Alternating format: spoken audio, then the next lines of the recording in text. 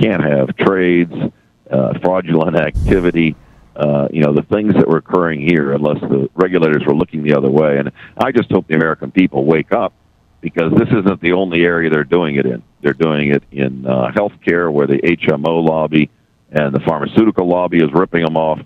They're doing it with energy prices, where the oil and gas lobby is falsely supporting $4 and $5 a gallon gasoline.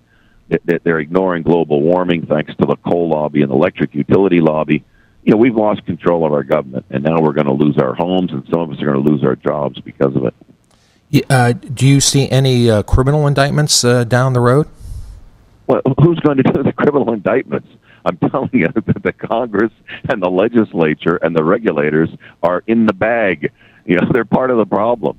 I mean, that is the problem, right? Well, you and I both know from having worked in this industry. I mean, we couldn't step on cracks on the sidewalk with having the SEC or FINRA or you name it. Just all over our case. I mean, as a trader, I had a compliance officer over one shoulder and an attorney over the other shoulder. As an investment banker, I'm sure you were micromanaged to the point of death. How is $1 trillion fraud possible without criminal indictments? Those days are gone. I mean, Chris Cox came in as a very close ally of George Bush, and his mantra was, don't prosecute anything. I mean, the number of insider trading prosecutions dropped dramatically under Cox. These people did not do their job. And all you have to know is the multi-$100 billion hedge fund industry is completely unregulated, non-transparent, no reporting requirements. I mean, why, if you're a hedge fund, would you fight so hard not to report your activities?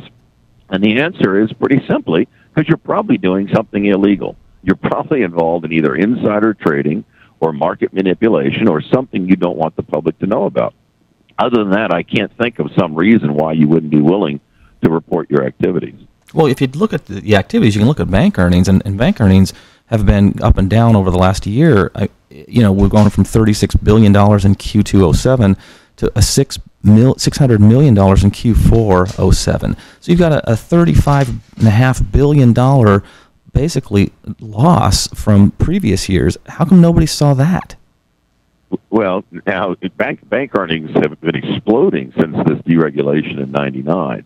I don't know if you've looked at your bank statement lately, but the banks have thought of a million creative ways to get the consumers to spend more money with the banks. I mean, I've always found it funny that I've got to pay $1.50 at an ATM to get my own money back.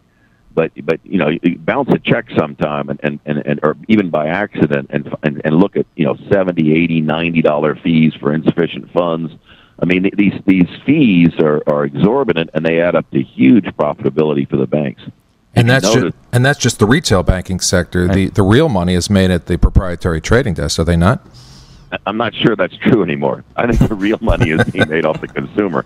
If you notice, J.P. Morgan jumped at WAMU's deposits. There's a reason for that, right? No oversight, no regulation, no discussion. Yeah, I mean, it's sort of like getting a mailing list of all the elders out there that bought the "I've fallen down and I can't get back up" switch. If you can sell them that, we can sell them anything. Well, here's the ideal customer list. These people are absorbing huge customer fees and not complaining. So that has a very valuable that's a very valuable list to a commercial bank. John, let's talk about your book, Obamanomics. Tell us about it.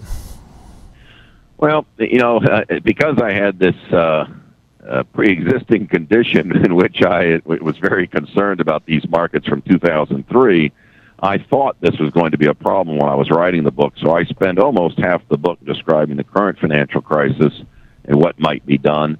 And I say very clearly in the book that although Obama has some very good long-term plans for some very big problems like education and healthcare and global warming, on day one, he's only got one priority, and that's to fix this existing problem. So, and his hands are going to be quite full with that. I'm not saying he's going to drop his other commitments, but he's going to hire some smart people to pursue them.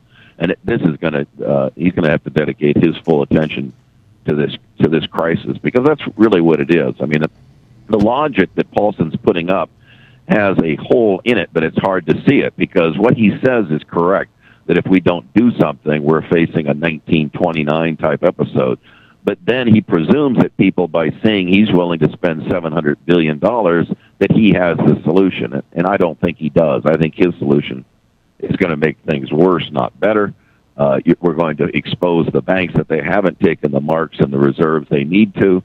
We're going to create a liquid market in a lot of these securities and force the banks to take further losses, and the problem will steamroll. But this is not a liquidity problem. This is a bad loan asset loss problem at the banks.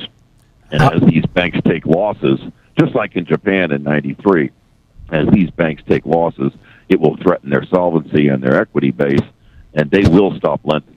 But giving them money in exchange for their 30-cent mortgage bond, it doesn't help them from a capital adequacy standpoint.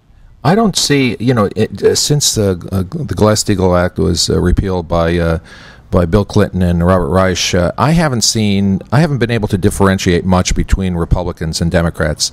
Is there huge policy differences, economic policy differences between McCain and Obama? Oh, yeah. No, they're absolutely huge.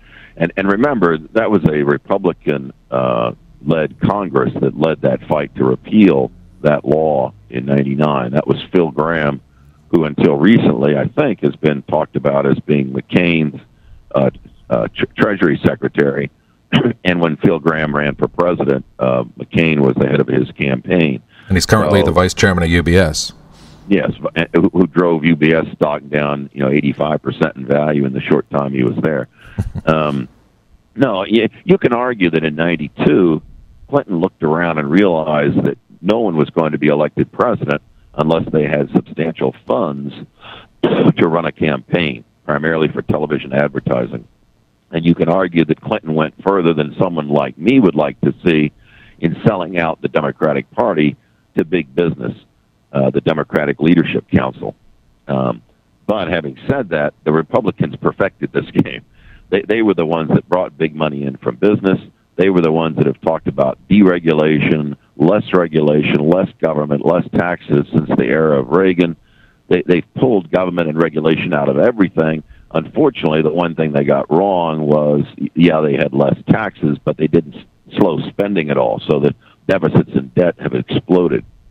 But no, to now look at Obama versus McCain and to not see a difference economically, it can't be more stark. I mean,